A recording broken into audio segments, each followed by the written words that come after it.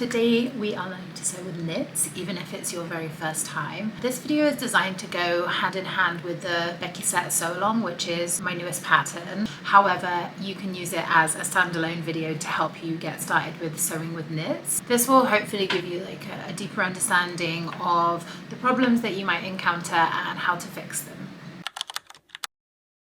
Before we get into the tips, I feel like understanding knit fabrics is really important. I think people think that knit fabrics are always stretchy, but actually knit fabrics are not always stretchy. It just means that the fibers are sort of like looped in a knitting pattern instead of woven together, which because they're looped back and forth, it does give some stretch or give in the fabric, but you will find that if you have like 100% cotton knit, it's not actually going to stretch that much.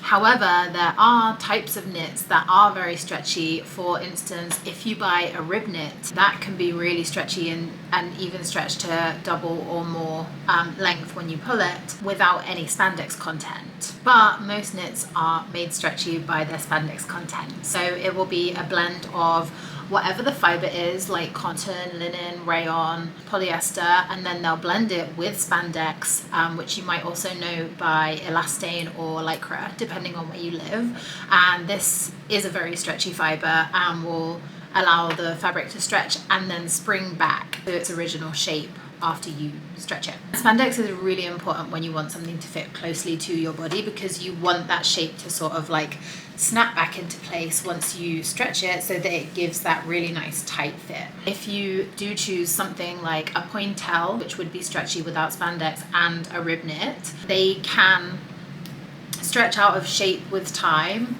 and it actually can become a design feature. So if you've ever sewn any of the Honey Girl t-shirt sets or anything like that by Lyrical Fabrics and Paradise Patterns, then they have built that into the design that it's going to relax with wear over time. So that's why you need to have an understanding of the pattern and the fabric that it's asking you to use, because knit fabrics all behave differently. So you need to really find out what the design is intended for, otherwise it's not going to fit you at all. Another factor you need to consider when you're choosing your fabric is the weight of the fabric. If you think about like a heavy sweatshirt fleece hoodie or something, that is a knit fabric. But if you think about like a really thin, like lightweight stretchy skirt that is like a little bit sheer, that's also a knit fabric. So think about how you want the garment to behave and go for like the weight that is going to give you that.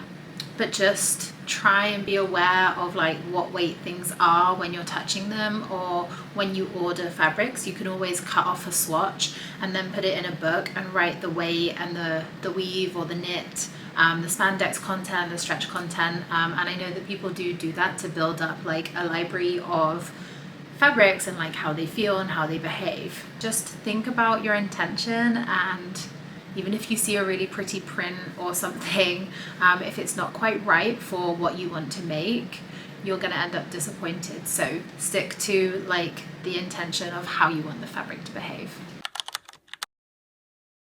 Now, while they can be a little more tricky to work with wovens, I do think that it's still achievable for a beginner. I would say it's best to use one that's like quite stable, has a good amount of stretch so that you can sew a lot of like stretchier patterns, but it's not like really thin and drapey and isn't gonna like stretch out of shape as soon as you touch it. So I've linked my favorite fabric below. Not sponsored, just my absolute favorite. It is this fabric. It's the Valencia cotton spandex jersey from Lyrical Fabrics, and they have loads of prints. They have loads of like plain colors as well. It's just like slightly thicker and more stable than other jerseys. It still has a really good amount of stretch. So if you're scared and you want something to practice on, I would definitely recommend ordering that for your first try. So when it comes to actually coming to choose the fabric for the project, you need to look in your fabric requirements page, because all good patterns will come with a list of fabrics that will work for that pattern. I'm going to use the Becky set as an example because I'm filming that tutorial as I'm also filming this one. So when somebody is drafting a knit pattern, it will generally have negative ease, and negative ease just means that the size of the finished garment is going to be smaller than your body, so it has to stretch around to fit. Whereas with a woven pattern or a pattern designed for non-stretch fabrics, it will always have positive ease. Sometimes it will only be a very small amount, but it will always have that positive ease because it's not going to stretch around your body, so it needs to be bigger than your body to fit onto it. And the Becky set is drafted for 50% crosswise and lengthwise stretch, so it means it needs to stretch in all directions to fit you, because if you pull the skirt up and you haven't got lengthwise stretch in it, then it's not going to come up high enough on your waist and stretch properly around your bum. And it's also not going to stretch a little bit around the neckline. It's going to be too short. So you have to make sure it's called 4-way stretch, which is a bit confusing because this is 2 ways and this is 2 ways. We also say with good recovery, and when we say good recovery, like I mentioned earlier, we're talking about the spandex snapping the fabric back into shape after it's been stretched, and that's what's going to give you the nice tight supportive fit. You can choose a fabric with a different stretch percentage, but usually we would say go for a higher stretch fabric rather than a lower stretch fabric, because the less stretch you have, the less ability it has to sort of contour around the curves of your body. But we've suggested that if you have 70% stretch or more, that you size down 1 size. But just be aware, if you do have like a very soft fabric, like a rib knit, you may need to size down another size, and it may just be a process of trial and error. Suggested fabrics are like cotton, spandex, jersey, or something like that. And you're probably thinking, wait, how do I know what the stretch percentage is? One of the reasons I love Lyrical Fabrics is because they always put the stretch percentage on the website. But if you have a fabric and you want to test the stretch percentage, I'm going to teach you how to do it. So you're going to take 10 centimeters, or you could also do this with 10 inches of the fabric. You don't need to cut the fabric out at all. You just fold over the edge. You can put pins in at that length and then gently pull until it resists. Don't like pull it to the end of its life, but gently pull until it resists and record that number.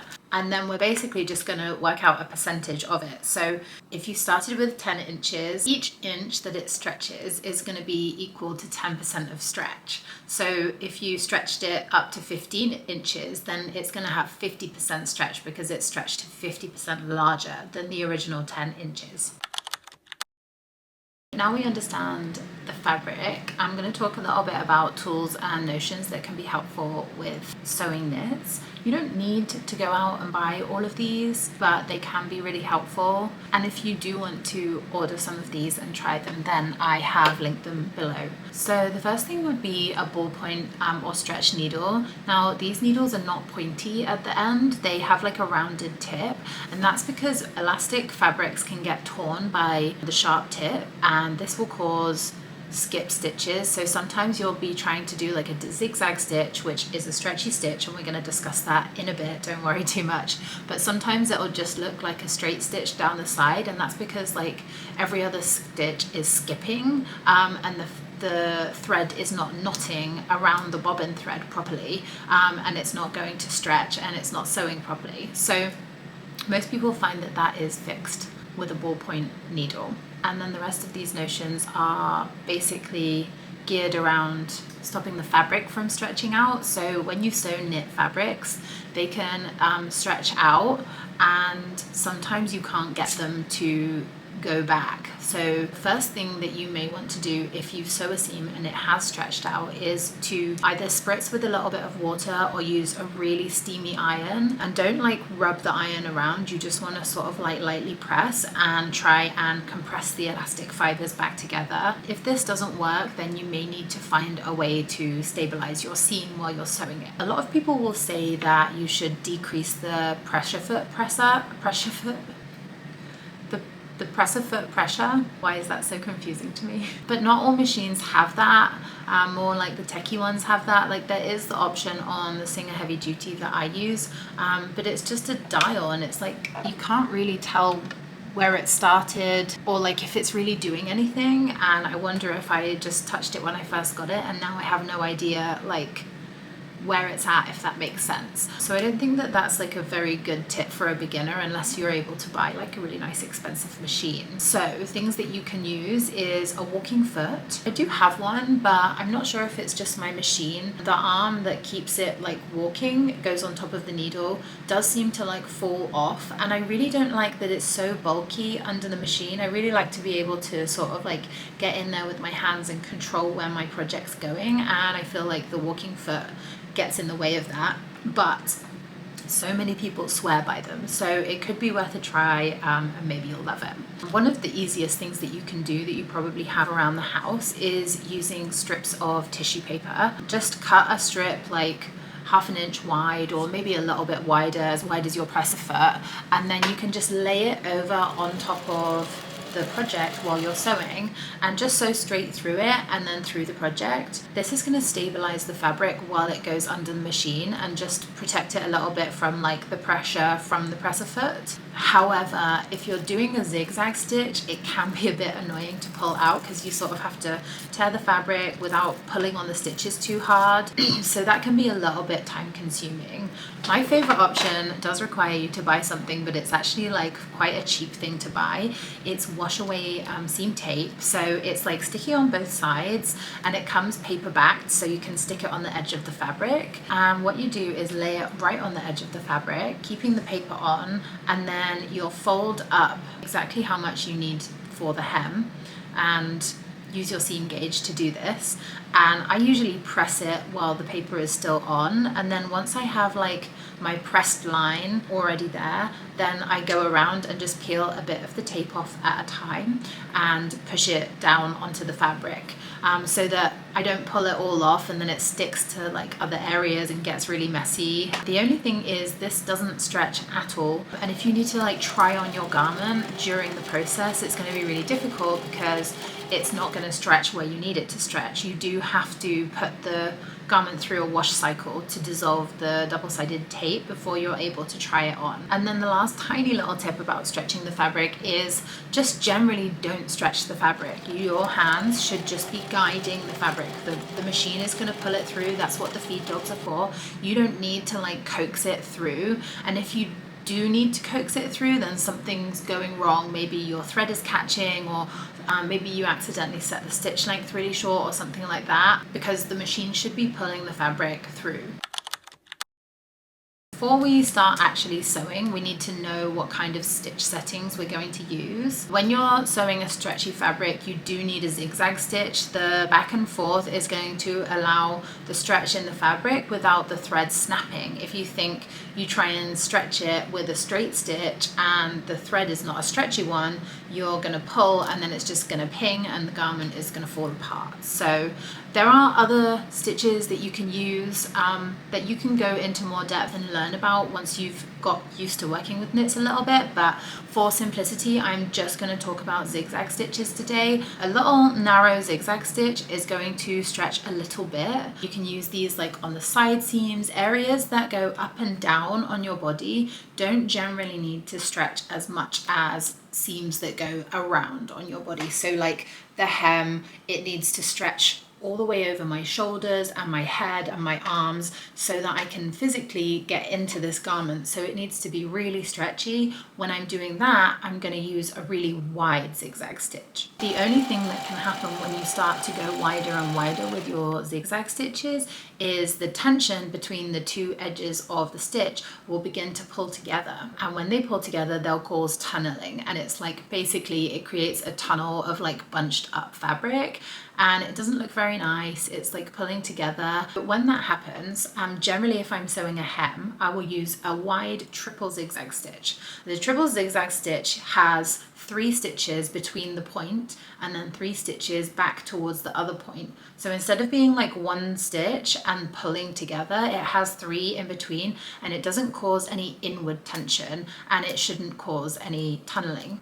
And just quickly, while we're talking about stitches, I thought I would mention sergers. Now Now, if you have a serger or you can afford to buy a serger, then please go ahead and enjoy it. It's very quick. It's a great way to finish your edges. I mainly use mine for woven fabrics, but you absolutely do not need a serger to sew knit fabrics. In fact, when I'm sewing my knit garments and bikinis especially, I much prefer to use a zigzag stitch. Feel free to come at me in the comments. Which also brings me to my next point, is that generally knits don't fray in the same way as woven fabric. So if you think when you cut the edge of a woven fabric, and because the fibers are sort of interlocking like this, they start to fray off, and you really need to finish those edges, which is why a serger will become so useful when you're making a lot of woven garments. But with a knit garment, if you think when you pull the edge of a knit fabric when it's been cut, it doesn't generally fray away. It stays like a clean cut, which means that you don't have to finish the raw edges. You can just leave them inside the garment. And generally with hems, like on the hem of the Becky set, we don't double fold the hem to enclose the raw edges inside the hem. We just fold it up one time and we stitch it down along that edge, which also ends up saving you a bit of fabric.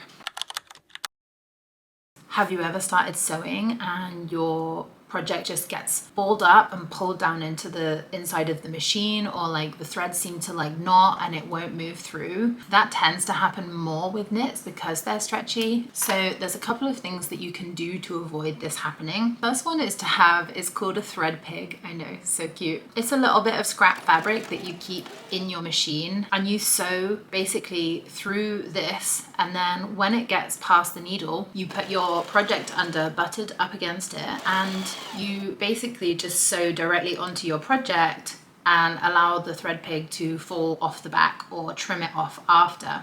And this will just mean that there's no loose fabric that's able to be pulled under the machine. The other option is to start sewing your project about an inch in from the end. Just sew it like normal, and then when you get to the end and finish that seam, pull the project out, and then we're going to turn it around and just go back from the other direction and sew over that 1 inch, going off the end again.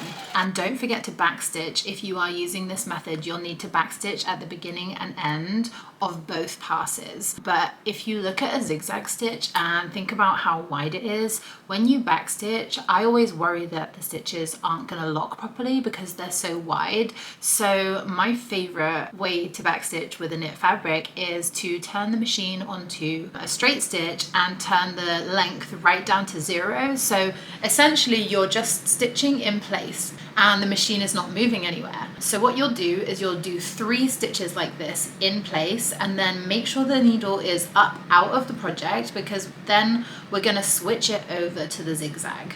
So go onto zigzag, put it to the width and length that you want, and then continue sewing.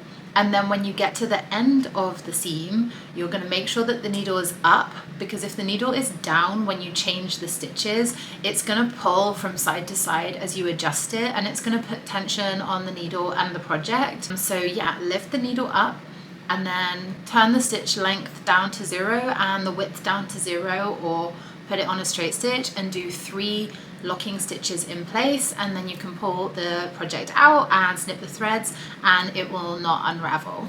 I really hope that you enjoyed this video today. I hope that it's given you the confidence to go off and sew the Becky set or whatever knit fabric project you're thinking of sewing. If there's anything you feel like I've missed or anything that was confusing, please drop a comment below and let me know, and I will try and get back to you as soon as I can. And if there's enough questions, maybe I'll make some sort of follow-up video. Have a wonderful day.